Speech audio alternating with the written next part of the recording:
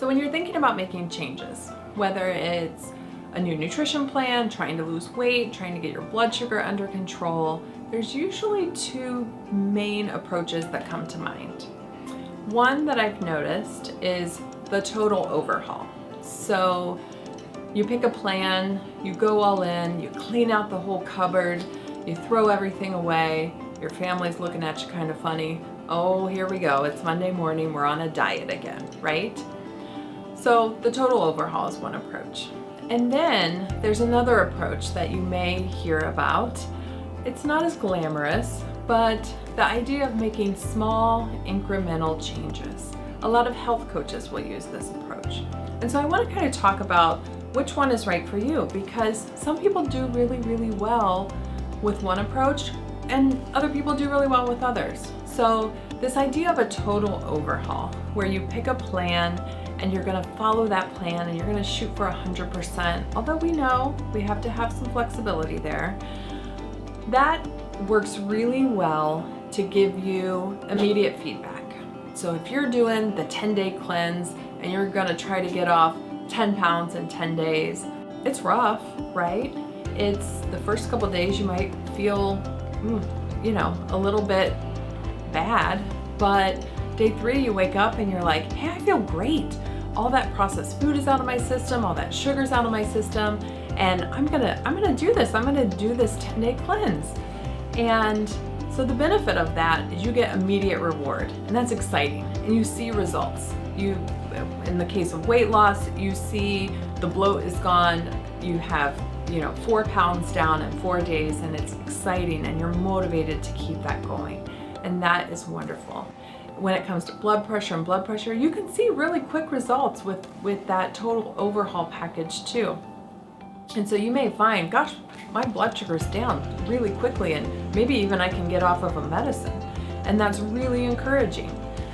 But now we have to think about the downside, right?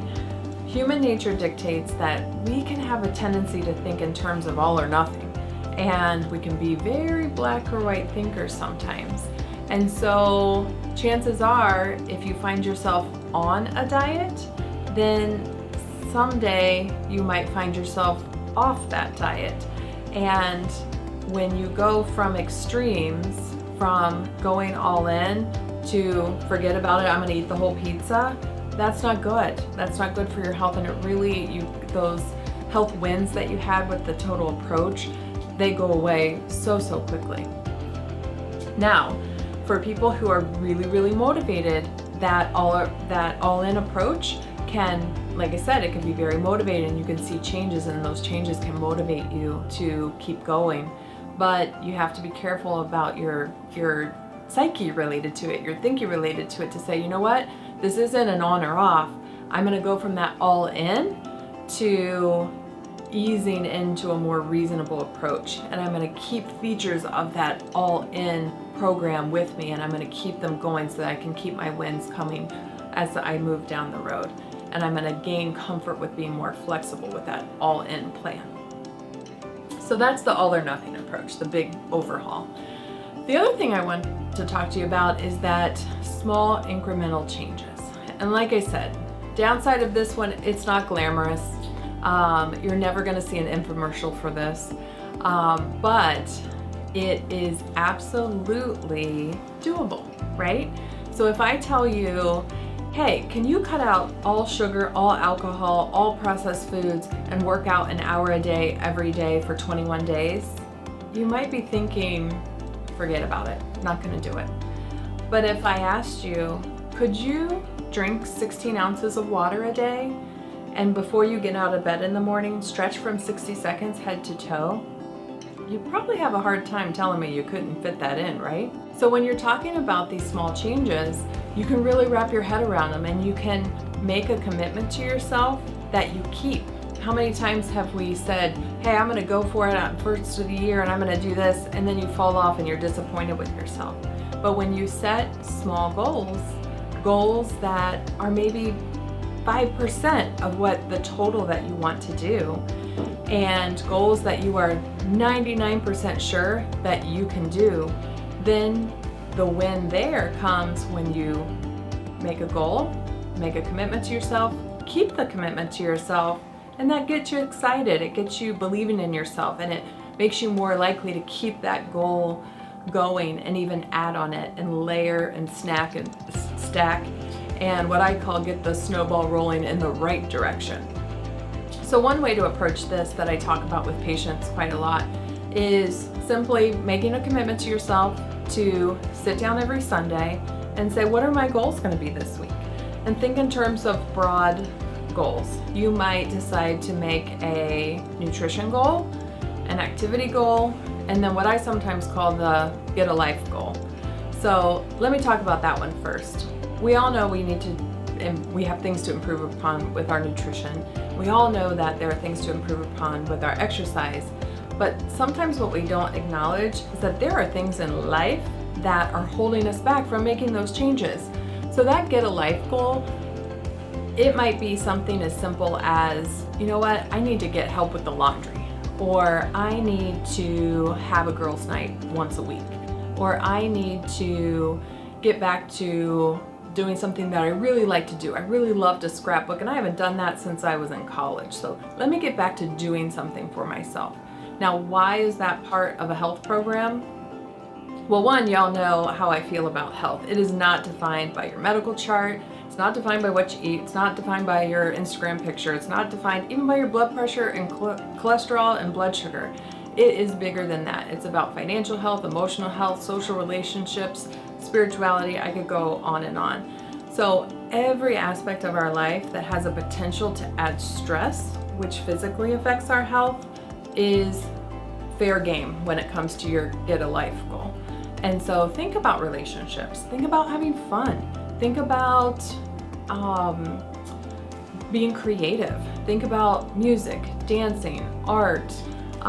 Think about getting back to church or joining a group that you've been interested in, but something that helps you enjoy life so that you are getting that, from a brain perspective, you're getting those positive chemicals going and you're getting that reward going.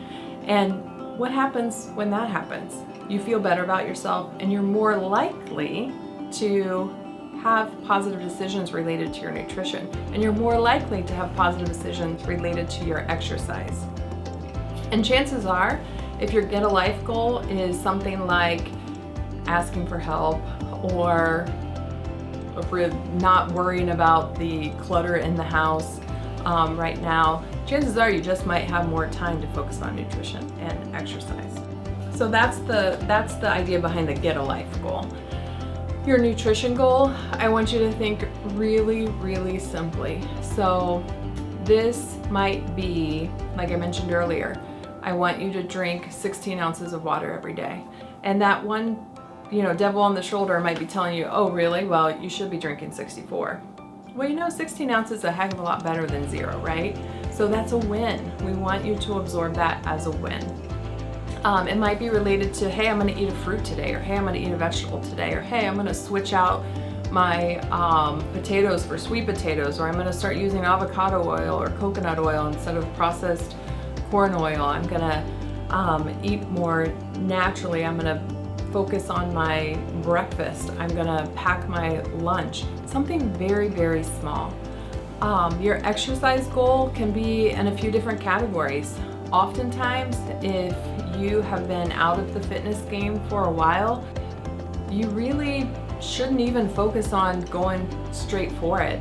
Our joints and muscles need to be strong and flexible to be able to engage in aerobic activity. So maybe where you need to start is simply stretching every day. Commit to stretch every day when you wake up, head to toe. Commit to stretching every day before you go to bed. Maybe it's a strength thing. Maybe you can say, you know what, I have these resistance bands that I can do some sit-ups, push-ups, leg lifts in front of the TV every evening. Or maybe it's going for a walk, or maybe it's taking the steps. But what we know is it's something that you are 99% sure that you can do. So make a small goal, make a specific goal, tell yourself exactly when you are going to do it and how often you're going to do it and how you're going to do it, and then celebrate yourself. Whether you do the full overhaul and you go all or nothing and you do a big plan, celebrate the end of that.